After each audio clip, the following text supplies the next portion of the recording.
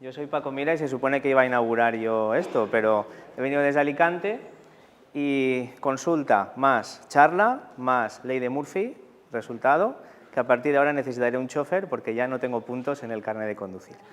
Pero bueno, yo os voy a hablar de, bueno, poneros en contexto, era el primero que hablaba, entonces tenemos que hablar de la introducción a la estimulación cerebral no invasiva y lo que nosotros estamos haciendo en nuestras unidades. ¿De dónde venimos? Al final esto es algo que parece como muy nuevo, pero igual no lo es tanto. Resulta que en el año 40 después de Cristo, cuando el Imperio Romano está intentando invadir las Islas Británicas, pues el emperador Claudio tenía migraña. Y tenía una migraña muy fuerte, tan fuerte que, aparte de utilizar el fármaco más antiguo que ha existido antidolor, que sabéis que es el alcohol, y que no hubo manera de que esto funcionara, pues le dijo a su médico, a Scribonius Largus, le dijo, resuélveme esto. Y entonces Scribonius Largus cogió estos peces de ahí abajo, la Torpedus marmorata, que es una raya eléctrica, y se la puso en la cabeza al emperador. Y dijo, o me mata o se cura. Y entonces parece ser que le ayudó. Y periódicamente recibían este tipo de tratamientos para el dolor y se utilizó en cefalea y en gota. Y eso está documentado en el libro de Scribonius. Pero claro, no podíamos generar electricidad, no podíamos almacenar electricidad, de hecho no sabíamos lo que era la electricidad en el año 40 después de Cristo, de tal manera que pues, la medicina fue avanzando y empezó pues, con la parte de la cirugía, después la síntesis y la utilización de productos químicos y fue en el siglo XVIII cuando Benjamin Franklin pues ya empieza a trabajar la electricidad, como nosotros la podemos entender, pero seguimos teniendo problemas para generarla, para almacenarla y por tanto no la podemos utilizar en términos médicos. Pero ya en el siglo XIX empiezan a aparecer las primeras TDCS actuales y, si esto tiene puntero, sí, ahí arriba estamos viendo a la persona, no se lee muy bien, pero dice tendría que haber uno en cada casa, que es como el eslogan que nos darían hoy en publicidad. Se está aplicando un sistema de corriente sobre la cabeza en personas que tenían dolor de cabeza. Y esto es un anuncio también real de principios del siglo XX, en el que hay un sistema de corriente constante, generado eléctricamente, que sirve para el dolor de cabeza, la neuralgia, el reumatismo, los dolores de espalda, bla, bla, bla, bla, bla. Entonces resulta que tampoco estamos aquí descubriendo las Américas, señores. Al final, resulta que esto ya se conocía, pero desapareció. Desapareció porque la liga de la medicina la ganaron estos, que son la síntesis e industrialización, comercialización de productos químicos, que es bastante más fácil de conservar, etcétera, etcétera. Y aparte de estos, bueno, todo el mundo sabe que han triunfado en el mundo de la medicina con mucha razón por una parte y a base de cenas y congresos por otra, lo cual es una realidad que no se puede obviar. Como médicos, nosotros, ¿cómo tratamos las enfermedades? Bueno, pues tenemos varias maneras. Tenemos técnicas manuales, algunas especialidades más, algunas especialidades menos. Tenemos técnicas químicas, físicas, la electricidad, la radioactividad, el magnetismo, etc. También tenemos técnicas cognitivas. Pero lo que casi siempre usamos son fármacos. Y los fármacos representan un camino muy largo, porque tú te tienes que tomar el fármaco, o entra por vía intravenosa, va a pasar al sistema vascular, de ahí llegar al cerebro, del cerebro a la neurona, de la neurona al receptor, del receptor a bla, bla, bla, bla, bla, hasta que ocurre el efecto. Claro, al final, cuando tú tratas una cosa con un fármaco, es como poner un vaso aquí en medio de la habitación, echar un camión con 5.000 litros, el líquido que cae dentro del vaso lo llamamos efecto deseado y el líquido que cae fuera lo llamamos efecto adverso, porque al final estamos invadiendo todo el sistema con una sustancia química que llega a sitios donde no tendría que llegar porque ahí no es necesaria. Pues eso en neurología representa una oportunidad para otras técnicas y otros sistemas mucho más directos, como pueda ser la TDCS o la RTMS, que luego hablaremos, estimulación eléctrica o estimulación magnética. No se lee, pero todo esto son técnicas de estimulación cerebral, tecnologías que están disponibles hoy. No todas verán la luz, no todas encontrarán evidencia y no todas sobrevivirán. Y a lo mejor resulta que de aquí, dentro de 5 años, tenemos una o ninguna. Tenemos estimulación cerebral invasiva, que está alcanzando un desarrollo importante en neurología, en dolor, etcétera, y la no invasiva, que es la que vamos a hablar por la potencial extensión masiva que tiene como opción terapéutica. Al final, esto es como un medicamento. Hablamos de que hay una dosis correcta, por debajo de la dosis no va a funcionar, hay una vía de administración correcta, que en este caso llamaremos anatomía, hay un tiempo de tratamiento, porque si no, no va a funcionar. De hecho, cuando veáis muchos de los estudios que ponen, la TDCS no funcionó, no sé qué, no sé cuántos, te la lees y dices, es que han hecho una sesión. Si yo a mi hija de 2 años le digo una vez que no haga algo, ¿pensáis que lo va a aprender? No. Voy a tener que repetirle muchas veces lo mismo para que ella no haga lo que yo le he dicho que no tiene que hacer. Pues la neurona lo mismo, la neurona va a necesitar un tiempo para que ocurran los cambios que luego veremos. Vamos a tener efectos terapéuticos locales, vamos a tener una mejoría sistémica. Con técnicas de estimulación cerebral no invasiva no vamos a tener efectos adversos sistémicos significativos si seleccionamos bien al paciente, y es muy sencillo seleccionar bien al paciente. No vamos a tener altos costes, como sí que tiene la farmacología. Estamos acostumbrados a tirar de receta, pero no multiplicamos el número de pacientes por meses, pacientes por pastillas, por días, por semanas, por meses. Al cabo del año, eso es mucho, mucho, mucho dinero para el sistema. Y cuando acudes a la literatura, resulta que no es oro todo lo que reluce y resulta que no todos los fármacos te están aportando 70% y 80% de eficacias en los ensayos clínicos. Eso no significa que no tiene que ser una base del tratamiento. Esto es lo nuestro es una coadyuvancia, no es algo sustitutivo o sí para algunos. Conceptos básicos que igual se han comentado antes, como yo no estaba, no lo he oído, entonces si veis que me atasco, pues me decís tira para adelante y yo voy, ¿vale? Conceptos básicos. Hablamos de electricidad, mensajes eléctricos, la neurona, ¿vale? Dendrita, soma, axón. Y esto es fundamental que lo entendamos para entender el fundamento de las técnicas de estimulación cerebral no invasiva. Y es que tenemos un potencial de reposo de la neurona, hay un potencial umbral a partir del cual la neurona va a despolarizarse y luego habrá un periodo de repolarización. Y eso que nos contaban en la facultad, el potencial basal, el umbral, la despolarización, la repolarización y la hiperpolarización. Lo que vais a hacer es manipular el estado eléctrico de las neuronas. Tan simple y a su vez tan importantísimo como eso. Vamos a subir el umbral o vamos a bajar el umbral. Si subimos el umbral, ¿qué va a hacer la neurona? Disparar mucho más fácilmente. Pero si subimos el umbral le va a costar más disparar. Si bajamos el umbral va a disparar mucho más fácilmente, ¿vale?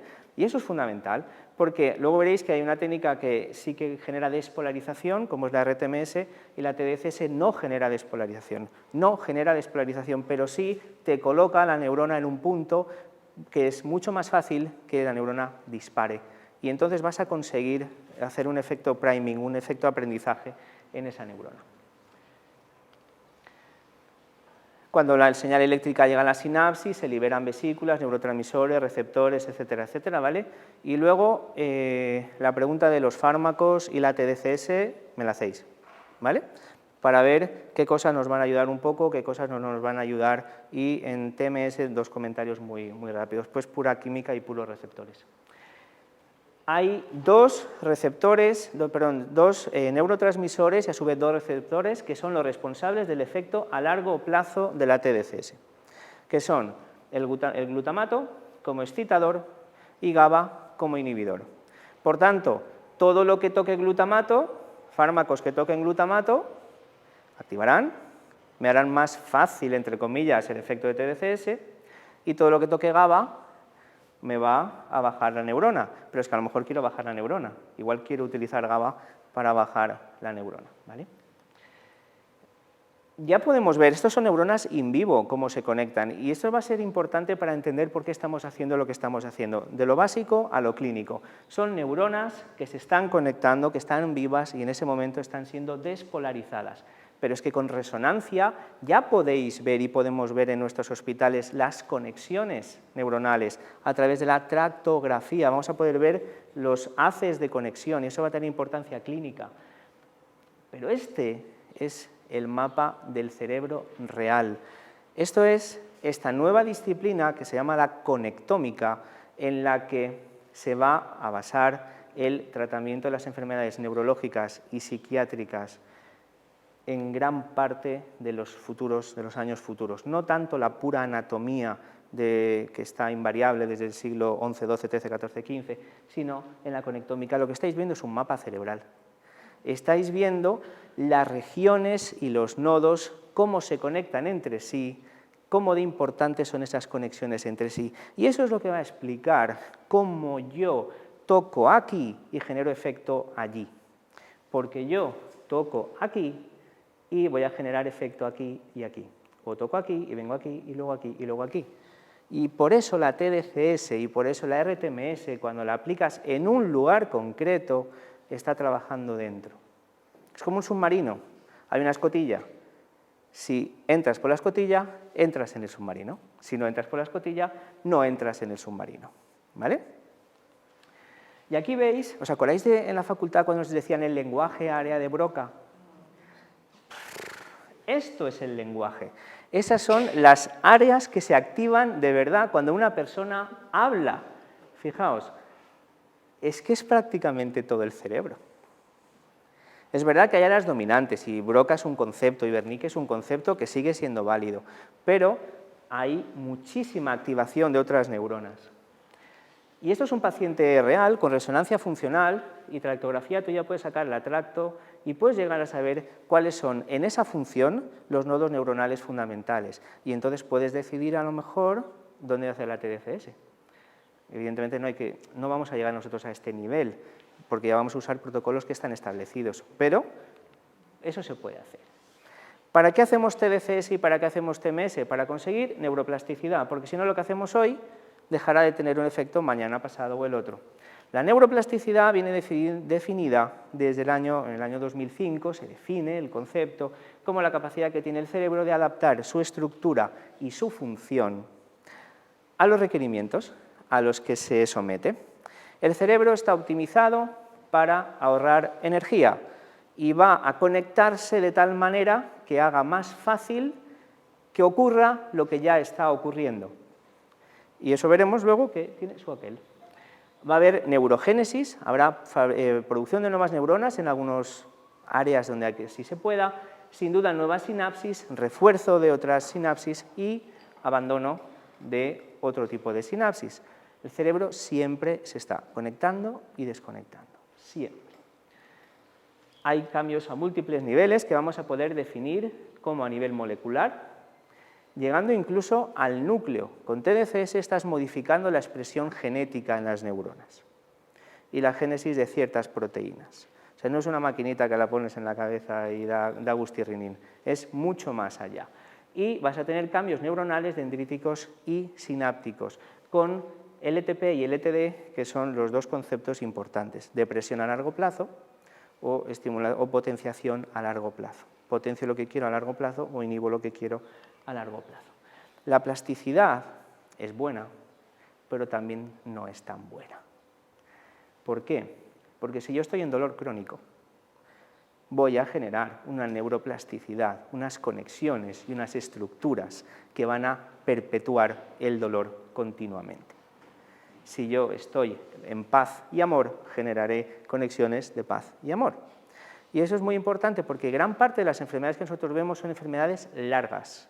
Y al ser largas implican plasticidad negativa, que vamos a tener que corregir. ¿Cómo? Con la neuromodulación. La neuromodulación, esa es la definición que nos dan en la Sociedad Internacional de Neuromodulación, pero básicamente es tratar de conseguir que la plasticidad vaya en el sentido que tú quieras, reforzar aquello que tú quieres o inhibir aquello que no quieres. Y entramos ya de lleno, por tanto, en la parte de la estimulación cerebral no invasiva. Os menciono tres cositas muy rápidas. La más simple de todas, la estimulación transauricular del nervio vago, que tiene su eficacia en muchísimas cosas, pero no es el objeto de hoy, no lo hablaremos. La TDCS, en la que sí que entraremos a hablar más, y la RTMS, la estimulación magnética transcraneal, que haremos una pasadita porque procede que sepamos que eso existe y cómo funciona. La TDCS, la RTMS, la estimulación magnética, la vamos a poder hacer mucho más focal. Acordaos que esta sí que despolariza la neurona. Entonces vamos a poder, según el coil que utilicemos, según el elemento que genera el campo magnético y a su vez el campo eléctrico, vamos a poder conseguir algo más difuso o algo más focal. Esto es lo que se utiliza en central y esto es lo que se utiliza en periférico, ¿vale? Este concepto es importante para que podamos entender luego los estudios de la TDCS. Cuando tú pones TMS y disparas, haces un disparo, vas a despolarizar neuronas. Esas neuronas se van a activar en área motora, va a bajar por todas las vías motoras hasta el músculo y vas a registrar un potencial evocado motor, ¿vale? Un MEP. Y eso sirve para individualizar la dosis de la RTMS para cada paciente, o sea, estás personalizando a cada individuo su tratamiento y luego nos va a servir para ver los efectos en ciencia o en estudios básicos de la TDCS, como luego veremos. Cuando tú despolarizas neuronas, que también pasa con TDCS y con RTMS, no solamente estás despolarizando neuronas, estás tocando todo lo que está alrededor, vasculatura, glía, la propia neurona, las neuronas anexas, etcétera, etcétera, etcétera. Y ahora nos centramos en la TDCS, que es donde está el meollo, ¿vale? Dos conceptos básicos, ánodo y cátodo. Un electrodo positivo, un electrodo negativo. La corriente va a fluir desde el positivo hacia el negativo, ¿vale? Ese es un tema bastante importante para luego entender lo que viene después. ¿Cómo se colocan los electrodos? Pues hay que buscar coordenadas de referencia y en cerebro utilizamos, basándonos en la neurofisiología, los sistemas del electroencefalograma, sistemas 10-20, sistemas 10-10, que al final, es decir, los gorros ya los llevan marcados, pero bueno, si no hubiera gorros, pues con la cinta métrica y los porcentajes, pues sacas los distintos puntos. Y eso es lo que permite estandarizar la transmisión de resultados y estandarizar que siempre le vas a poner al paciente las cosas en el mismo sitio. Las formas de hacer TDCS puede ser anodal, es decir, coloco el ánodo donde yo quiero trabajar, en este caso es en M1, pero también puede ser catodal, si quiero inhibir M1, ¿vale? Daos cuenta que el área no cambia y una anodal en un sentido es una catodal en otro. Esto podríamos llamarlo catodal frontal, pero no es lo que queremos, ¿vale? Queremos hacer un ánodo frontal. Podemos hacer estimulación bihemisférica o podemos hacer de alta resolución, como luego veremos. Mirad, cuando estimulamos un área del cerebro con TDCS, no es tan absolutamente focal y selectiva como TMS. TMS te va a concentrar prácticamente en 1 centímetro cuadrado, como muchísimo, el área de impulso, ¿vale? Aquí veis lo que ocurre en un cerebro cuando tú aplicas una técnica de TDCS convencional que llamamos extracefálica, porque lleva el cátodo, lo lleva en el hombro, ¿vale? Veis que la corriente siempre desde el ánodo se va a dirigir al cátodo y entonces va a atravesar estructuras del tronco. Pero a lo mejor tú quieres hacer algo mucho más selectivo y quieres hacer una HD alta definición, una TDCS de alta definición. Ninguna es mejor que la otra, todo depende de lo que tú quieras conseguir en un caso concreto. Y aquí veis cómo es la simulación del efecto eléctrico en una convencional y cómo en HD consigues ser muchísimo más focal. Vale. Debajo del ánodo, lo más normal que va a ocurrir es que la neurona se va a excitar. Y debajo del cátodo, lo más normal que va a ocurrir es que la neurona se va a inhibir. ¿Vale? No es 100% de las veces así, pero a efectos didácticos es más que suficiente que entendamos que la corriente entrará desde el ánodo hacia el cátodo y calentará, excitará las neuronas debajo de ella y enfriará las otras. A nivel de la membrana, a nivel de la sinapsis, esa excitación lo que va a conducir es a un aumento de liberación de vesículas, de receptores, bla, bla, bla, bla, bla. Y si eso lo haces muchas veces, vas a generar plasticidad. Pero lo que decía, TDCS también actúa a nivel de la glía, de los vasos, de todos los elementos que están ahí. Y esto vais a ver ahora en las diapositivas siguientes que no es magia, es ciencia. Por ejemplo, ¿cuánto dura? ¿Cuánto dura el cambio de excitabilidad neuronal en una TDCS? Pues mirad, aquí veis, por hacerlo corto, esta gráfica está sacada, es esta de aquí, ¿vale? Lo que se hace es medir el potencial evocado motor con TMS, mides la amplitud. Pasas por TDCS al paciente, bien sea anodal o catodal en área motora, repites potencial evocado motor y ves si sale más grande o más pequeño, ¿vale? Bastante lógico. Lo normal es que las anodales aumenten la amplitud del potencial evocado motor y las catodales bajen. Pues esto está hecho, este estudio es de ratas, y aquí veis que durante la TDCS sube la amplitud del potencial evocado motor y en este trabajo en concreto pues luego baja. Y la catodal, la inhibición, dura muchísimo más. ¿Qué pasa en humanos? Pues en humanos la duración es mayor que la de las ratas, y aquí estamos viendo en humanos la anodal y la catodal. Esta gráfica no ofrece dudas, ¿no? ¿Se entiende bien? No hace falta que me pare en ella, ¿no? ¿Seguimos? Vale. Se ha cuantificado también el efecto que TDCS genera en las ondas cerebrales a través del QEEG. El QEEG es un electroencefalograma cuantificado y básicamente luego te va a devolver un código de colores y de cómo se ha modificado el tipo de onda predominante en una zona. Bueno, aquí veis que cuando hay placebo prácticamente no cambia y cambios significativos cuando se recibe distintas corrientes de TDCS. O sea que con QEEG se ha visto ya en el individuo concreto que cambia. En muchos sitios te hacen QEEG antes del tratamiento, más que nada para enseñártelo y sobre todo si te tenemos que vender el tratamiento, pues te enseñamos los cambios, etcétera, etcétera. Esto es resonancia magnética funcional en área motora de la mano, placebo y TDCS. Si os dais cuenta, en ese trabajo en concreto, la estimulación placebo genera prácticamente una disminución del área motora. ¿Será una disminución? Seguramente no. Seguramente será que el sujeto estaba nervioso al principio del estudio, estaba más activado y estaba más activado, más excitable, y por eso le aparece un área mayor. Pero lo que sí que vemos claramente es que cuando haces TDCS aumentas el área motora. Eso es súper importante porque se están haciendo muchos trabajos de prehabilitación con TDCS antes de cirugía de tumores cerebrales.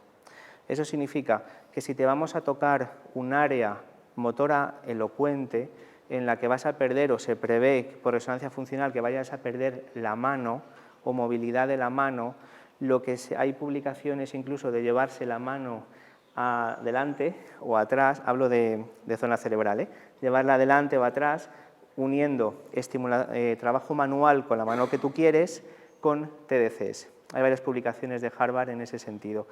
Y eso es súper interesante porque te permite, cuando tú amplías un área motora, hace que sea menos sensible al daño quirúrgico que luego vas a tener. Cuando se han hecho PETs a los pacientes antes de TDCS y después de TDCS, se ha visto en todas cómo hay un aumento de la perfusión, cómo hay un aumento del metabolismo de la glucosa, un aumento del consumo de oxígeno, y hay cambios en algunos receptores neuronales. Yo os he seleccionado uno por el interés del público que hay aquí y luego os lo cuento.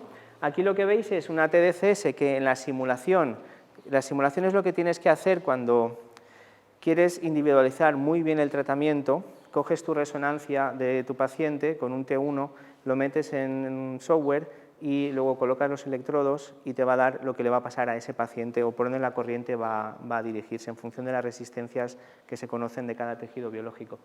Pues aquí lo que veis es que antes de la terapia, en esta zona de ganglios basales, la perfusión, el metabolismo de la glucosa estaba más disminuido y luego se aumentó. Y esto es la sustracción entre esta imagen y esta. O sea que consigues aumentar la perfusión, el metabolismo de glucosa en las áreas que tú quieres trabajar. Esta es la que es muy interesante porque esta es otro PET con otro radiotrazador y lo que hace es enseñarnos cómo ha disminuido la cantidad de receptores opioides mu. El receptor opioide mu está implicado en procesos de dolor crónico y está implicado en procesos de hiperalgesia por opiáceos. De tal forma que este paciente en particular, después de TDCS, tenía una disminución, aquí esto es pre y esto es post, tenía una disminución de la carga de receptores mu, es decir, teníamos un efecto terapéutico deseado en este caso, ¿vale? Todas estas son las zonas y los distintos autores donde hay demostración, hasta el momento de esta publicación, donde hay demostración de cambios en la composición cerebral por espectroscopia. La espectroscopia de resonancia magnética es una forma de resonancia que te va a dar unas curvas y en esas curvas vas a poder ver una composición aproximada de lo que hay en esa región de interés, ¿vale? Y hay modificaciones. Y esta imagen también recoge todos los neurotransmisores que se ha visto que se pueden modificar con TDCS en las distintas áreas cerebrales. O sea que es mucho más allá que una maquinita que tiene dos cositas amarillas que te pones en la cabeza. Y otra cosa que dicen, pero es que no actúas en estructuras profundas. Claro que actúas en estructuras profundas, lo hemos visto antes con lo del submarino, la escotilla y las conexiones, pero es que cuando te vas a las simulaciones, lo que estás viendo, y luego también se ha registrado con electrodos implantados, ¿vale? Pero es mucho más fácil hacer una simulación que clavar unos electrodos en el tálamo de alguien. Entonces, lo que se ve, por ejemplo, esto es un paciente con dolor, y hay un procedimiento clásico de TDCS, y se modifica el cíngulo y se modifica el tálamo. O sea que actuamos en tálamo, actuamos en cíngulo. Aquí lo que estáis viendo es cómo podéis jugar con los montajes para conseguir los efectos deseados. Aquí veis las simulaciones, por ejemplo, si yo coloco en cráneo dos electrodos clásicos, M1 y supraorbitario, pues voy a tener una actividad. Pero si yo coloco, mirad aquí, por ejemplo, aquí un cátodo y aquí un ánodo, mirad por dónde sube la corriente, y estimulo la médula. O quiero estimular, esta es una TDCS de alta resolución más fina, o coloco aquí un extracraneal y sé que la corriente también va a afectar a médula y va a afectar a tronco. Por tanto, puedes tocar estructuras profundas. ¿Es tan bueno como implantar un electrodo? Evidentemente no. Pero ¿tú qué prefieres? ¿Que te implanten un electrodo o que te pruebe una TDCS? Yo tengo bastante claro que preferiría empezar por una TDCS. En seres humanos, este es el estudio clásico que siempre se muestra de duración en seres humanos. La corriente anodal de 2 miliamperios, estos son minutos, ¿vale? Y nos vamos a prácticamente un par de horas. Los estudios clásicos dicen, el efecto de la TDCS anodal dura 2 horas. No es del todo verdad, porque cuando veis esto, básicamente es que a más minutos, más dura, ¿vale? Y aquí cortaron en 13 minutos, estamos hablando del año 2001. La TDCS se empieza a mover por los 2000, no se movía mucho más antes. Y a nivel catodal, también a más tiempo, pues más inhibición. Al final es dosis dependiente, como cuando tú lo haces con un fármaco. Aquí lo que estáis viendo, por ejemplo, es la cantidad de dopamina libre extracelular en el estriado después de TDCS. Pues aquí es la estimulación y aquí placebo y catodal y veis que se incrementa y dura más de 400 minutos. O sea que los cambios son sostenidos en el tiempo. Aunque tú trabajes 20 minutos, será sostenidos en el tiempo. ¿El primer día? No. El primer día no, porque son 20 minutos. No va a haber ningún efecto acumulado.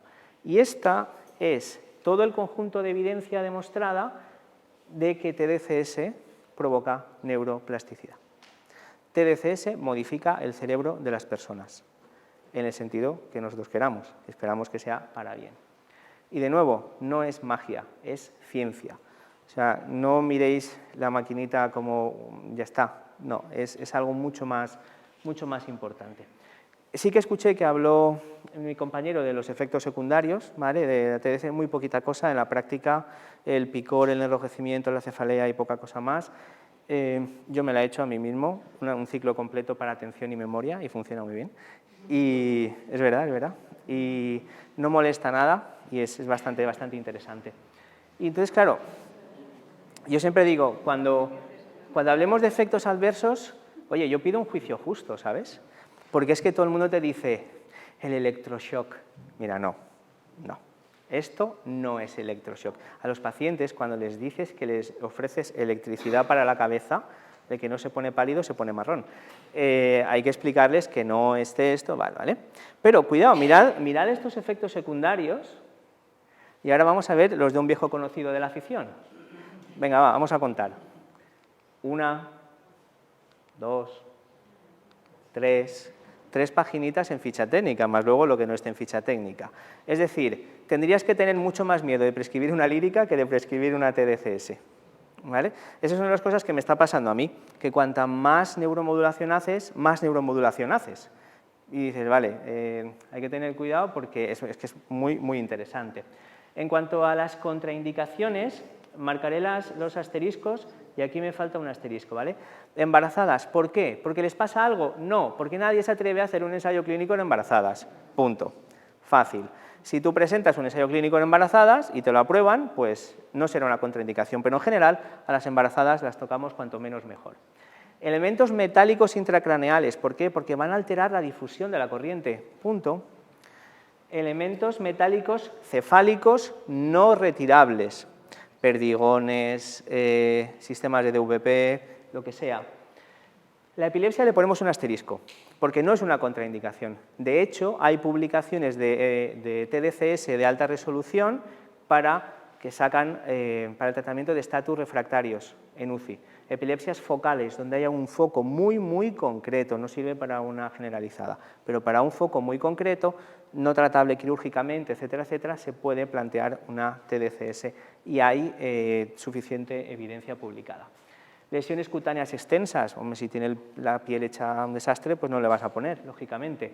Marcapasos y holter implantable, sí y no. Si no le pones ánodo y cátodo por debajo del cuello, las cosas van bien.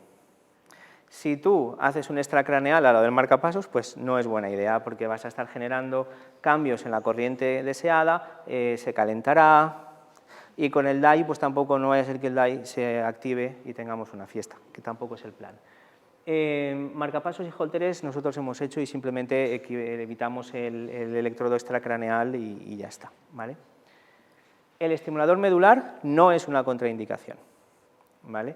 También si me has puesto el estimulador medular en el tronco del encéfalo, pues seguramente sí, pero eso no pasa, ¿vale? Otra cosa es que no dura mucho, no dura para siempre. Yo quiero otro juicio justo para esto, no dura para siempre, ¿vale? Pero la vida media de la morfina de 5 horas sí que dura para siempre, ¿no? Vamos a ver, un poquito de por favor. Al final es una herramienta más ni menos que los fármacos. Y cuando esto esté el dispositivo domiciliario, vais a ver que esto va a cambiar muchísimo y vamos a hacer aplicaciones repetidas en el mismo día. De hecho, muchas veces ya van a ser 2 aplicaciones en el mismo día. Parámetros técnicos de seguridad. Esta, fotografiadla. Porque os lo van a preguntar. Y aquí hay 2 cosas que si en la consulta vais a hacer TDCS, os va a venir muy bien para contar a los pacientes, para quitarles un poco de mal rollo. Y vamos a utilizar fundamentalmente 2 miliamperios, ¿vale? Pero ya hay estudios de 4 y de 6, y seguramente prontamente trabajaremos con 4. 6 se tolera ya un poco menos bien y 8 se tolera un poco bastante peor, ¿vale? 1 miliamperio en piel se convierte en un voltiómetro en el cerebro y ello provoca un cambio en el potencial de la membrana de 0,1, en el sentido que tú quieras, si es anodal hacia arriba, si es catodal hacia abajo, ¿vale? Este dato, pues para que lo sepáis. Pero, lo importante, ¿dónde están las dosis peligrosas? De densidad de corriente, 25 miliamperios por centímetro cuadrado. De ahí hacia arriba, peligro. ¿Dónde estamos nosotros? 0,02 a 0,08. Estamos súper lejos del peligro. Y esto hay que decírselo, tanto a los pacientes como a nuestros compañeros, que no conozcan o no entiendan el funcionamiento de la técnica. Y lo mismo en carga total, la dosis peligrosa, 216 unidades de carga por centímetro, y nosotros estamos en 0,002 a 0,008. Por tanto, tened tranquilidad absoluta. Es más probable que la liéis porque no habéis mojado bien el electrodo que la liéis por un exceso de carga. Es más probable liarla por menospreciar la técnica que por entender la técnica. ¿Vale? No es un juguete, pero tampoco es física nuclear. ¿Vale? Insisto, da más miedo lírica que TDCS. Pero claro, lírica no te lleva a cenar. Al revés, TDCS no te lleva a cenar. Lírica ya es otra cosa. El electroshock, que os preguntarán, ¿es qué es el electroshock? Mirad, 1000 miliamperios el electroshock. Estamos en 2. Solo nos separan 998. Eso, a poco que te confundas, de Cádiz a La Coruña, te lías y te vas. Evidentemente, ni de coña, ¿vale? Eso no pasa. Parámetros técnicos, la intensidad de corriente de 2, el tamaño del electrodo normalmente 25, lo que es 75, lo que sea, sesiones de 20 minutos, que eso va a cambiar, aunque de momento estemos ahí, y una vez por día eso seguro que va a cambiar. Es decir, quien esté haciendo TDCS dentro de 5 años, yo creo, igual me equivoco, que estaremos haciendo otro tipo de estimulaciones. Porque sabemos que a mayores repeticiones, más neuroplasticidad. Pasa muchísimo también en TMS. Cuando tú estás haciendo un paciente con depresión o cualquier cosa, te das cuenta de que 40 mejor que 30, 50 mejor que 40, ¿vale? Pero al final esto es como todo. Si vas a entrenar para los Juegos Olímpicos, cuanto más entrenes, mejor. Al final esto es una forma de entrenar el cerebro. El dispositivo domiciliario va a revolucionar muchas cosas, porque el principal problema de los pacientes, al final, ¿sabes cuál es? Venir al hospital. Punto. Porque mi hija trabaja, mi hijo trabaja, mi hija y mi hijo no creen que esté enfermo o enferma, no me traen, no sé qué, no sé cuántos. Al final, esa es la limitación. Y con esto la vamos a vencer. Pero a su vez os digo, no es un juguete. Tiene más responsabilidad que la que hagas en casa, porque estás delegando en él que lo haga. Por tanto, lo que ha dicho también mi compañero antes, hay que responsabilizar al paciente de su enfermedad, o de su tratamiento, mejor dicho. Sí, tiene que participar, no puede ser un objeto pasivo, porque si no, él mismo se lo va a colocar mal, se va a quemar o lo que sea. ¿Hay guías clínicas publicadas? Sí que hay guías clínicas publicadas. No voy a entrar, las tenéis en el internet, estas son las referencias. Y básicamente, ojo, la guía clínica, ¿qué es la guía clínica? Muchos ensayos suficientes, bla, bla, bla. La que estamos viendo aquí, 2020, tiene estudios prácticamente hasta 2018, 2019. Y aquí lo que veis es grados de evidencia y magnitudes de efecto. Pequeño, moderado, pequeño, moderado, pequeño, pequeño, moderado, moderado, pequeño, moderado, pequeño, pequeño, pequeño. Pequeño o moderado puede ser un cambio de calidad de vida suficiente para una persona que está enferma. Desde la salud es muy difícil juzgar y entender lo que es un efecto pequeño o lo que es un efecto moderado. Porque hay gente que pagaría por tener el 20% menos de dolor, o el 40%, o el 50%. ¿Vale? En cuanto a TMS, estas son más antiguas, estas están cortadas en el 18, y ha habido muchísima publicación posterior. En dolor neuropático, nivel de evidencia A, en ictus, depresión. Luego, si queréis, como habéis preguntado de neuro, me preguntáis lo que queráis, que tenemos bastante experiencia. Y en principio os lo cuento todo. La guía clínica es extremadamente muchísimo más corta que las aplicaciones reales, prácticas del día a día. Muy rápido de dolor, y así ya podemos pasar. El dolor tiene su conectómica particular. El dolor no es primero subo por la médula, llego al tálamo, es mucho más complejo. Es mucho más complejo, y gracias a esa complejidad nosotros vamos a poder actuar con técnicas de neuromodulación no invasiva. Y eso sí que también lo escuché antes, hay dos áreas fundamentales. Curiosamente, la estimulación, porque uno dice, si una persona tiene dolor, vamos a inhibir áreas sensoriales. Así empezaron. Resultado, desastre. ¿Por qué? Pues resulta que las proyecciones hacia tálamo de M1 son inhibidoras y vienen muy bien para frenar el ascenso de la señal del dolor. Pero es que eso si trabajas en M1, pero si trabajas en prefrontal, lo que vas a modular es la respuesta emocional al dolor, que en sí mismo es un multiplicador de la intensidad de la percepción analgésica. El dolor no es dolor hasta que no se siente, en el sentido puro de sentirlo, pero hasta que no lo integras emocionalmente. Y ahí es donde lo puedes multiplicar. Por tanto, si primero trabajas la emoción y luego trabajas el dolor, tienes mejor resultado que si primero trabajas el dolor y luego trabajas la emoción. ¿Vale? Eso en práctica casi siempre lo que decís, tú ves qué paciente va a ir bien y qué paciente no va a ir bien en dolor, porque sabes dónde está su emoción. Tenéis publicaciones en dolor agudo posoperatorio, en oncología, en cefaleas refractarias de todo tipo, fibromialgia, etcétera, etcétera, etcétera. Y ahí no entro porque no forma parte de lo que se esperaba de mí hoy. Y en cuanto a conclusiones, ¿son una opción? ¿Sustituyen a los fármacos? No. En todos, no. Pero hay muchos pacientes que las van a recibir muy bien porque están hartos de fármacos o no toleran los fármacos o no pueden desarrollar su trabajo por culpa de los fármacos. ¿Sirve para todo el mundo? No. ¿Es el milagro de Lourdes? No. ¿Es muy eficaz? Sí. ¿Es más eficaz que la mayor parte de los fármacos que ponemos sin saber lo que estamos poniendo? Sí. Son seguras, no necesitas anestesia, no necesitas hospitalización, serán domiciliarias enseguida. Hay muchísima proyección, se publican unos 4.000 papers por año en estimulación cerebral no invasiva, si cogemos el número del último año. Es una alternativa no farmacológica a muchos pacientes y hay que saber, hace falta un equipo experto, lógicamente tienes tu curva de aprendizaje. ¿Es física nuclear? No es física nuclear, pero evidentemente el paciente 15 te sale mejor que el 1, como todo en la vida. Nosotros somos Synapsis, y tenemos una unidad exclusiva de neuromodulación para cualquier tipo de patología y estamos en estos tres sitios y manejamos todo tipo de neuromodulación no invasiva. Y ahí tenéis mis contactos, por si alguna vez me queréis preguntar algo, pues yo encantado de poder ayudaros.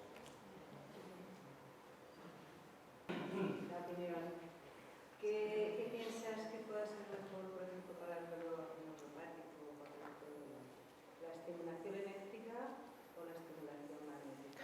Mira, desde mi perspectiva, medicina privada, yo veo dos diferencias fundamentales. El coste para el paciente es una. Votos a favor de TDCS, simplicidad, facilidad, domiciliario, que me parece que eso es un cañón.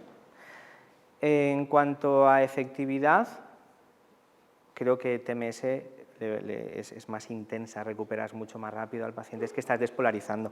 Es que al otro le estás diciendo, vamos campeón, vamos campeón, vamos campeón, y con la otra le estás diciendo, ¡pam!, ahí lo llevas, ¿no? O sea, imagínate el caballo, venga campeón, corre, y la otra es, taca, le pegas la espuela y aquello va. Creo que son dos pacientes diferentes. Creo que un paciente puede empezar perfectamente con TDCS y si no alcanzas el punto ir a TMS. Tampoco empezaría a todos los pacientes por TMS, porque puede ser matar moscas a cañonazos. Y luego estaría el componente emoción. Si tengo una depresión salvaje, igual lo paso por TMS para depresión, luego lo paso por TDCS para dolor, ¿sabes? Eso ya... ¿Y pasarías primero por la estimulación magnética transcraniana en una depresión a hacerle un TEC? Sí, absolutamente sí. A la terapia electroconvulsiva, clásicamente, según guías clínicas, si no se interpreta la TMS, sería depresión refractaria, fármaco 1, fármaco 2, fármaco 3, fármaco 1000, y sigue deprimido o deprimida, entonces le hacen una TEC. Eso sería lo clásico, estandarizado.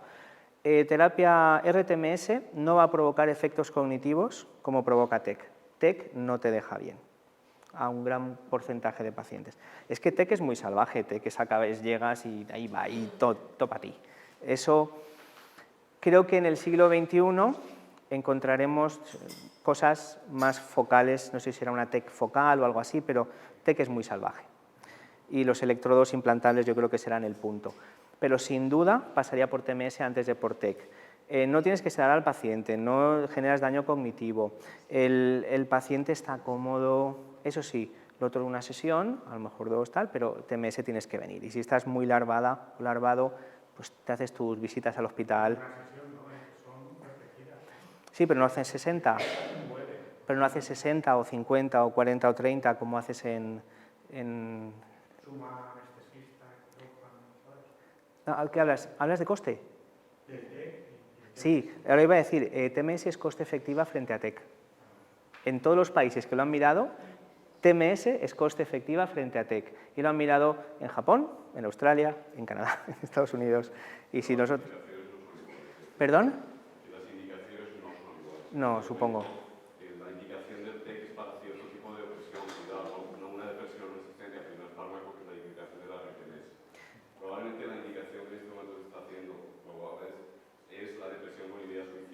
haciendo la carga de TMS muy intensa, que está haciendo muchísimas dosis y tal, y ahí sí que probablemente, no sé, pero los estudios comparativos de TEC con TMS de momento no ha superado la TMS hasta el día de hoy, que yo sepa. El número de fármacos es interesante porque según el país que coges, la indicación para TMS en una depresión refractaria cambia. En los Estados Unidos empezaron con 4 fármacos y ya tienes aseguradoras que con 1 ya te lo cubren.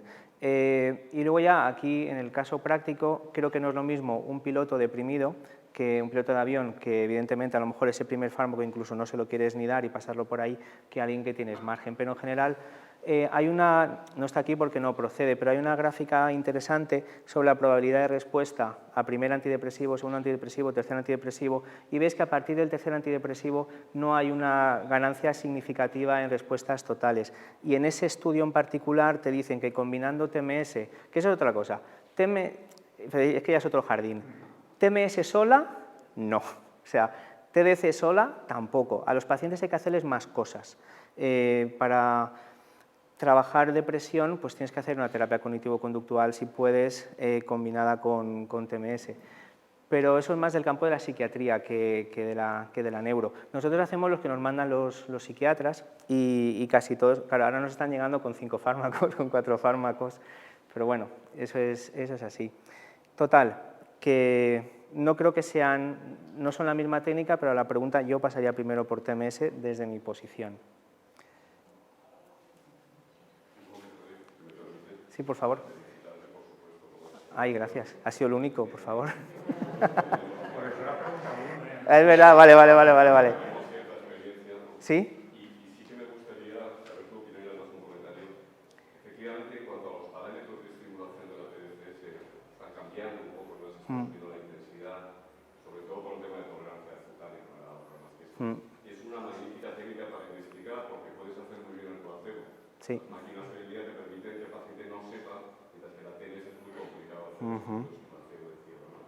Pero en cuanto a la duración, sí que hay un comentario importante que creo que hay que tener en cuenta, por lo menos nosotros que hemos trabajado en cognitivo, y es como el compañero está hablando tanto de la plasticidad, que es un concepto que se llama la metaplasticidad, que es la plasticidad de la plasticidad.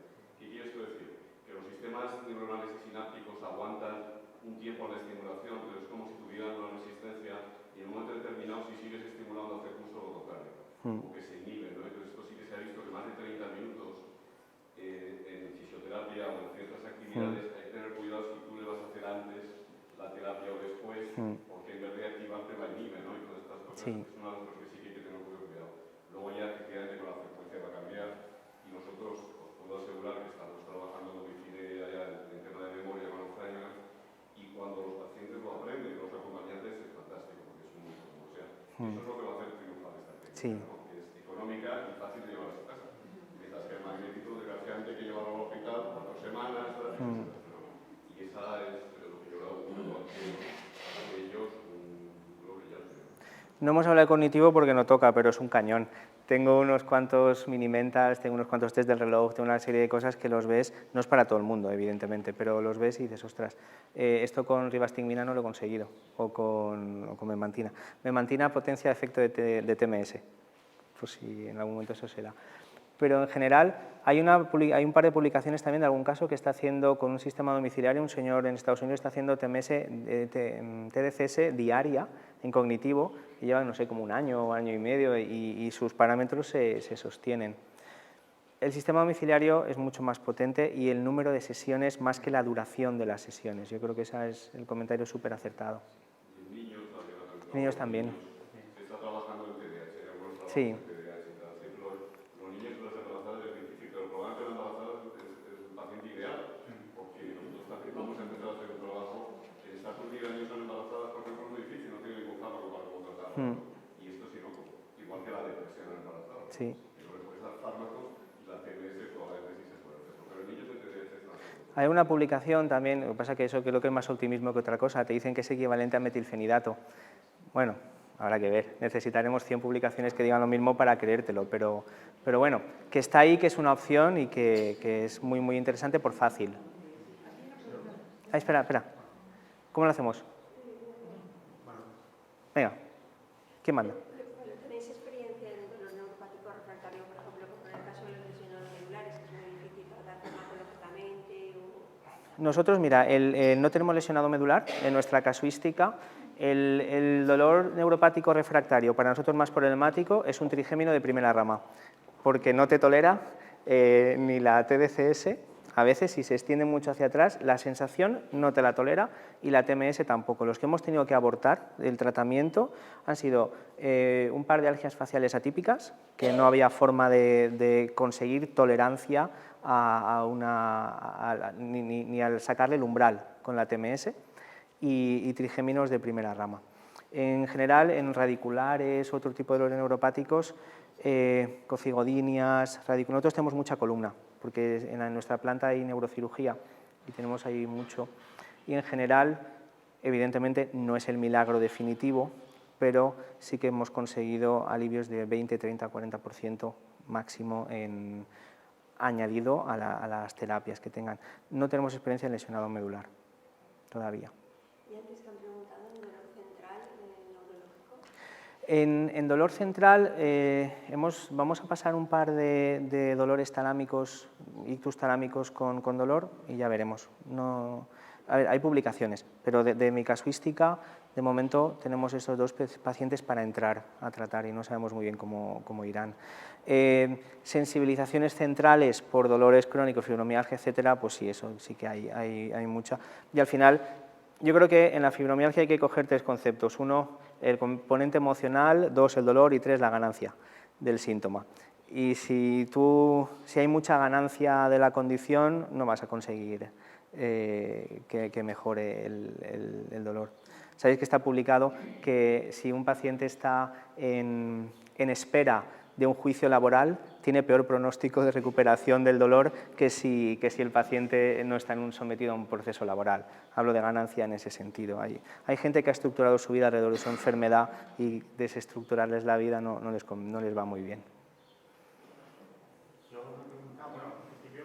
Hombre, gracias. Gracias. Llamándos. La eléctrica es continua, pero Sí. no es pulsátil. A ver, la TDCS no es pulsátil.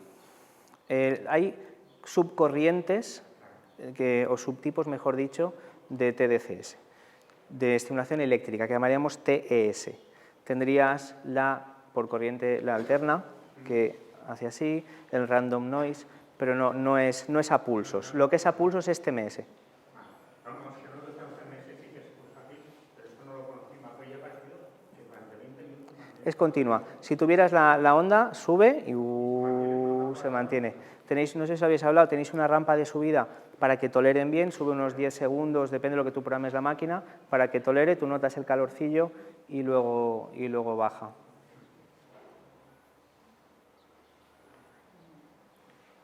Pues nada, muchas gracias.